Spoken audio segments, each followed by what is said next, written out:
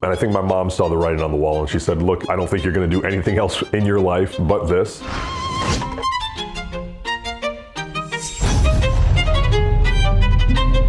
One of my most early memories of a particular movie that captivated me was the Lon Chaney Hunchback, a silent film, something that a 6 or 7 year old would not necessarily sit down and enjoy. My stepdad was a huge film connoisseur. He loved film. He had a large Laserdisc collection, and on this particular evening, it was The Hunchback. It was late at night. It wasn't a family movie. It was something he was watching for himself before he went to bed, and everyone else was kind of going to sleep. I was absolutely floored. I mean, I thought this was a real person that was deformed. I mean, I didn't know what was going on. It blew my mind. And he started to kind of explain to me that this is Lon Chaney's the man of 1,000 faces, and that he does this to himself. He does his own prosthetic makeup to himself. I can be a special effects person. I would make the things that... And at that time, I was dabbling with this. I loved the idea of creating characters and creating these disguises and these faces. And so Halloween time was kind of supply central for me. So I would go around and pick out little bottles of latex and fake blood. And I loved to take latex masks, cut them up into what I felt like were prosthetic pieces and glue those onto my face. I was an only child, so I was my own guinea pig a lot of the time. If I needed to go to Motion Picture Effects or Berman Industries, my mom was always eager and willing to drive me there, talk with them, show them my portfolio and kind of go, I don't know what he's doing. Can you guys help kind of guide him into this world? These were very professional places that we were going into that had chemicals and supplies and things that were quite intimidating for a 7-year-old to be dabbling with. But I dropped out of high school in 10th grade, and that was a big decision. It was a big move because at that moment I had started getting little jobs, and I think my mom saw the writing on the wall and she said, look, this is your time to jump in headfirst into the deep end and see what happens. I don't think you're going to do anything else in your life but this.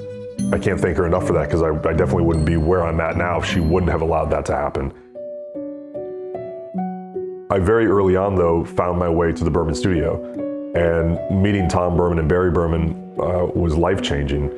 They had a small studio with a small, intimate crew, and they were very particular about the jobs they took on. A lot of their focus at that time when I was brought on was hyperrealism. They were doing shows like Nip Tuck and Grey's Anatomy, Private Practice.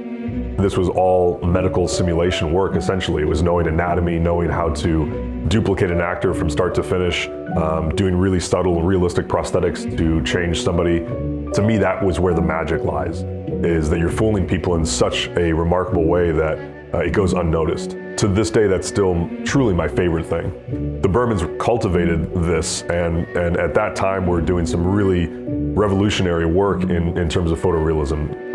I couldn't really think of a better way to be thrown to the wolves than that job and that particular setting.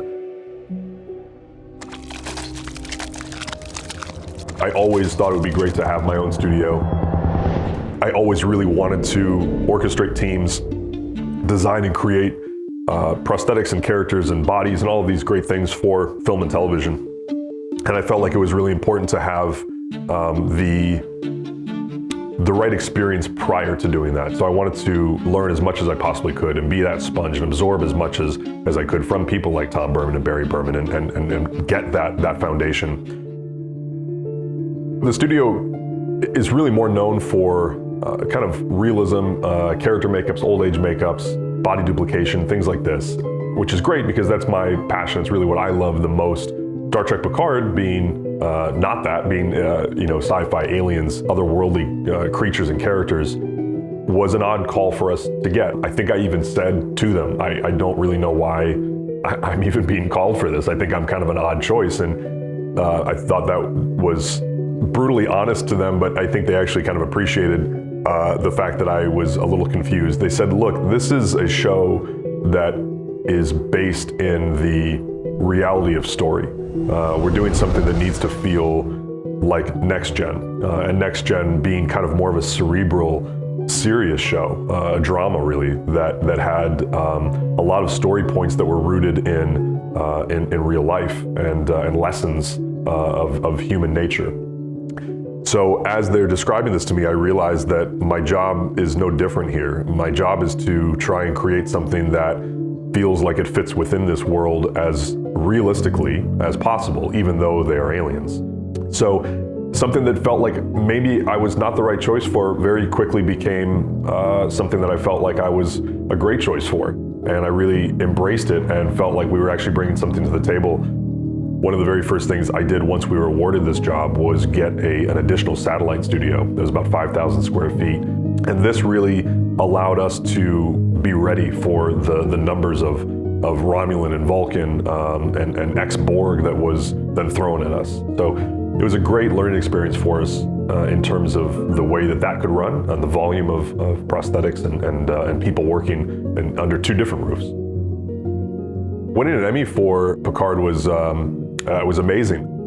Unfortunately, it was during COVID, so they didn't have a show that year. So me and my wife were at dinner, and I had my phone propped up on the table watching a live stream while we ate and had drinks. That's how I discovered that we won for Picard. And honestly, I couldn't imagine it any other way. It was actually a really fun, beautiful way to win my first Emmy.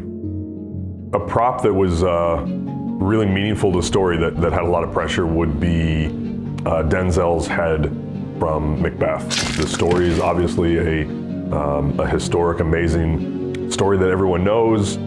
We all know what the demise of this character is, and to do a severed head of somebody like Denzel Washington, it was just they just kept stacking up higher and higher of like pressure. Daniel Tirananzi is my lead sculptor at the studio. I painted that head. It was an important paint job. I really wanted to deck it out. My wife, Sasha Camacho Van Dyke, did all of the hair work on it. It was all a single hair punch. His beard, his brows, his lashes. This head was kind of a great collaboration of everybody in the studio really trying to do their absolute best. I think that the surprising factors of having your own studio would be the business side of it that a lot don't really think about. So I love what I do. I love sculpting. I love painting. I love the technical side of things. I love being able to figure out the engineering behind a mold, for example, and going through the different difficulties that could come up with it, thinking ahead, really being involved in that process. And unfortunately, the more work you have, the busier that you are, the larger your company becomes, the less that Vincent is able to do that. The more I'm kind of stuck in my office.